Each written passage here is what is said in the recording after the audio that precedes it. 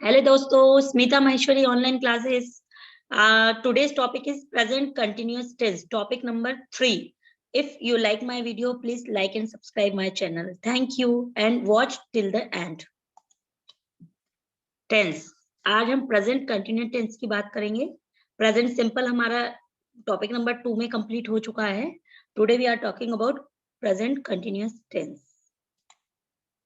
Present tense जब भी present आता है तो मैंने हमेशा बताया उसका मीनिंग होता है कोई भी चीज प्रेजेंट में, कोई भी काम प्रेजेंट में करना। उसमें हमेशा हे होता है। प्रेजेंट मतलब हे की बात कर रहे हैं, प्रेजेंट की बात कर रहे हैं। ठीक है। प्रेजेंट कंटिन्यूअस, कंटिन्यूअस का मतलब होता है जो काम चल रहा है, कंटिन्यू। जो काम कंटिन्यू है, चल रहा है, ना शुरू हुआ है ना खत्म हुआ है। शुरू भी नहीं हुआ है जो काम, और जो काम खत्म भी नहीं हुआ है। मतलब जो काम चल रहा है, जो लगातार हो रहा है, उसको हम क्या कहेंगे? Present continuous tense. मैं इसको आपको दो तरह से बता दिया। एक तो इस तरह से बता दिया है कि वह काम जो ना शुरू हुआ है और ना खत्म हुआ है, और दूसरा तरह से ये भी समझ सकते हैं कि जिस वाक्य के अंत में, अब आप अगर इंग्लिश सीख रहे हो, इसका मतलब आपको थोड़ा प्रॉब्लम है, तो मैं आप हमेशा हिंदी में ट्राई करती हूँ बताने का। तो जिस हिंदी वाक्य के अंत में रहा है, रही है, रहे हैं आता है, वह प्रेजेंट कंटिन्यूअस टेंस होता है। उसे हम क्या कहते हैं? Present continuous tense. जैसे मैं आपको हिंदी में सेंटेंस बताती हूँ, सीता सो रही है, राम गा रहा है, मैं खाना पका रही हूँ।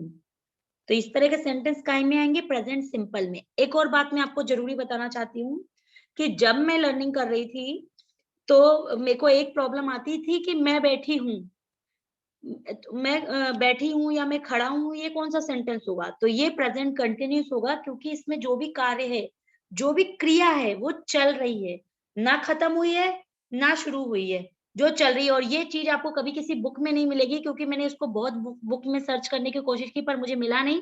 फिर ये मैं इस तरह से समझी कि जो काम ना शुरू हुआ है और जो ना खत्म हुआ है ना शुरू हुआ है, उसका मतलब है प्रेजेंट कंटिन्यूअस, जो चल रहा है, जो प्रेजेंट में चल रहा है, उसको हम क्या कहेंगे?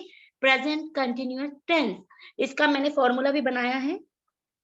सब्जेक्ट जो करता होता है, जो कार्य को करता है, जैसे Sita is subject plus helping verb. Helping verb कौन सा है इसमें? Is, am, are helping verb है।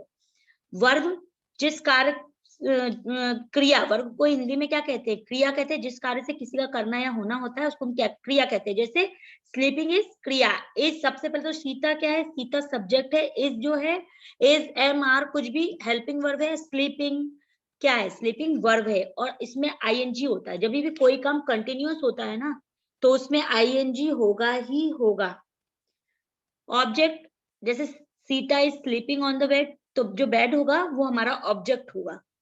ठीक है। अब मैं इसके सेंटेंस आपको बता रही हूँ। सीता सो रही है, सीता इज स्लीपिंग। आप देख सकते हैं कि वर्ब में आईएनजी लगाया हुआ है। राम सो रहा है, राम इज स्लीपिंग। मैं सो रहा हूँ, आई एम स्लीपिंग। हम सो रहे हैं, वी आर स्लीपिंग।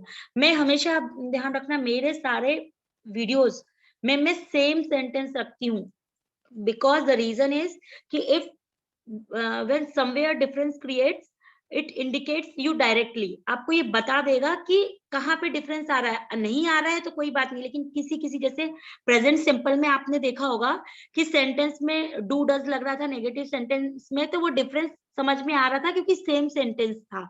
तो हमेशा जब भी हम लर्निंग करते हैं तो आप ट्राई करें कि सेम सेम सेंटेंस बनाए, मतलब सेम वर्ब यूज करें। तो अगर कोई डिफरेंस आए तो आपको उससे समझ में आ जाता है कि ये इसमें ये डिफरेंस आता है। अब है प्रेजेंट कंटिन्यूअस नेगेटिव। अब हमेशा हम पॉजिटिव में बात करते हैं तो नेगेटिव में भी करना नॉर्मल है। जैसे जिस हिंदी वाक्य के अंत में रहा है, रही है, रहे होता है, तो वो क्या होता है? Present continuous. उसी तरह जिस हिंदी वाक्य के अंत में नहीं रहा, नहीं रही, अंत में जैसे सेट हो जाएगा सेंटेंस। जैसे सीता नहीं सो रही, राम मतलब किसी भी काम को नहीं कर रहा, उस काम को हम क्या कहते हैं? उसको हम कहते हैं प्रेजेंट कंटिन्यूअस नेगेटिव टेंस। इसके मैंने फॉर्मूला तैयार किया है। सब्जेक्ट वही पता है आपको, subject Sita, Ram, I am, we, इस तरह के। Helping verb is, am, are. Not, negative sentence तो नॉट लगना बहुत इंपॉर्टेंट है। वर्ब की फर्स्ट फॉर्म होती है आईएनजी के साथ सेम ऑब्जेक्ट। जैसे सीता नहीं सो रही, Sita is not sleeping. Ram नहीं सो रहा, राम इज नॉट स्लीपिंग। मैं नहीं सो रहा, आई एम नॉट स्लीपिंग। हम नहीं सो रहे, वी आर नॉट स्लीपिंग। ठीक है, इसमें मुझे नहीं लगता कोई प्रॉब्लम आएगी, और आए तो आप वीडियो एक बार और देख लेना तो सारा कुछ क्लियर हो जाएगा। और नेगेटिव सेंटेंस कहीं में दुनिया में कोई भी नेगेटिव सेंटेंस होगा इंग्लिश का, वो नॉट के बिना नहीं बन सकता। जिस तरह के हिंदी के सेंटेंस नहीं के बिना नहीं बन सकते, उसी तरह हिंदी इंग्लिश के सेंटेंस भी नॉट के बिना नहीं बन सकते। अब है, ये थोड़ा सीखने में इसके लिए मेहनत करनी होगी। इंटेरोगेटिव सेंटेंस, हमेशा you have to always remember that जो इंटेरोगेटिव सेंटेंस होते हैं कोई भी टेंस में हो, कोई भी टेंस का पार्ट सब पार्ट किसी में भी हो, तो इसमें क्या होता है, इसमें सबसे पहले तो क्वेश्चन मार्क होता है, और दूसरा क्या। क्या सीता सो रही है, देखो सेंटेंस मैंने सेम बनाए हैं तो आपको समझ में आ जाएगा कि क्या डिफरेंस आ रहा है। और इसमें कोई डिफरेंस नहीं है, बहुत इजी है। सबसे इसमें हेल्पिंग वर्ब पहले आ जाता है, फिर सब्जेक्ट आता है, फिर वर्ब की फर्स्ट फॉर्म के साथ आईएनजी प्लस ऑब्जेक्ट, और कोई भी डिफरेंस नहीं है। मैंने फॉर्मूला दिया हुआ है, फॉर्मूला को अच्छे समझने की कोशिश करो। और अगर आपको कोई भी प्रॉब्लम आती है तो प्लीज आप मुझे कमेंट बॉक्स में कमेंट लिखें, मैं आपके लिए नया वीडियो बना दूंगी, आपको प्रॉब्लम नहीं आने दूंगी। ठीक है, आगे देखते हैं। क्या सीता सो रही है, इज सीता स्लीपिंग। आप देख सकते हैं इज हमने सीता के पहले लिखा है, सीता स्लीपिंग। ठीक, क्या राम सो रहा है, इज राम स्लीपिंग। क्लियर है, क्या मैं सो रहा हूं। अब आई के साथ क्या होता है, हेल्पिंग वर्ब एम होता है, इज एम आर होता है ना, यू के साथ आर होता है, आई के साथ एम होता है, ये अपन को शुरू से ही पता होता है, तो मुझे नहीं लगता इसमें कोई प्रॉब्लम है। क्या हम सो रहे हैं, are we sleeping, question mark. आप हमेशा ध्यान रखिए, ये इंपॉर्टेंट है। इसको आप एक टेंस में अच्छे से समझ लेंगे तो सारे टेंसेस में आप सेम ही प्रोसेस है। अब जो बात हम पॉजिटिव में करते हैं वो हम नेगेटिव में कर रहे हैं, और कोई डिफरेंस नहीं है। जैसे present continuous interrogative negative sentence, इसका मैंने फॉर्मूला, ये फॉर्मूले आपको कहीं नहीं मिलेंगे, ये मैंने बनाए हुए हैं। जब मैं लर्निंग करती थी, मुझे प्रॉब्लम होती थी, तो उस लर्निंग के बेसिस पे मैंने ये फॉर्मूला बनाया है। जैसे helping verb plus subject plus verb की first form plus ING plus object. Helping verb क्या है, हेल्पिंग वर्ब हमेशा जो हम सब्जेक्ट के साथ लगाते हैं।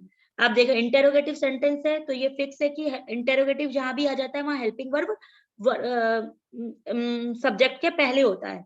अब यहाँ पे नॉट की बात है, नॉट आपको पता है नेगेटिव सेंटेंस आएंगे तो नॉट तो आना ही आना है। तो अब हम सेंटेंस बनाते हैं, क्या सीता। अब आप देख रहे थे कि पॉजिटिव सेंटेंस कैसा था, क्या सीता सो रही है, लेकिन नेगेटिव सेंटेंस कैसा है, क्या सीता नहीं सो रही है। अब क्या होगा इसका, is Sita not sleeping, question mark. क्या राम नहीं सो रहा, इज राम नॉट स्लीपिंग। क्या मैं नहीं सो रहा हूँ, एम आई नॉट स्लीपिंग। क्या हम नहीं सो रहे हैं, आर वी नॉट स्लीपिंग। बिल्कुल इजी है, आप बिल्कुल सिर्फ 5 मिनट या 10 मिनट इसको ध्यान से समझ लेना, मुझे नहीं लगता कि कोई प्रॉब्लम होगी। और सेंटेंस हमेशा, जब भी हम कोई चीज सीखने लर्निंग की कोशिश करते हैं ना, तो सेंटेंस हमेशा सेम करो, जिससे आपको डिफरेंस समझ में आ जाए कि डिफरेंस क्या है। उसके बाद तो आप वर्ब का यूज करके बहुत सारे सेंटेंस बना सकते हो, और इसकी प्रैक्टिस भी आपको मेरे हिसाब से करनी चाहिए डेली। चलिए दोस्तों, टॉपिक नंबर 3 है, ये कंप्लीट होता है प्रेजेंट कंटिन्यूअस टेंस। प्लीज मेरे वीडियो, मुझे सपोर्ट करिए, मेरे वीडियो देखिए और मुझे कमेंट करिए, और वीडियो स्टार्ट से एंड तक देखिए। अगर वीडियो पसंद आए तो लाइक शेयर और सब्सक्राइब करना ना भूलें। धन्यवाद।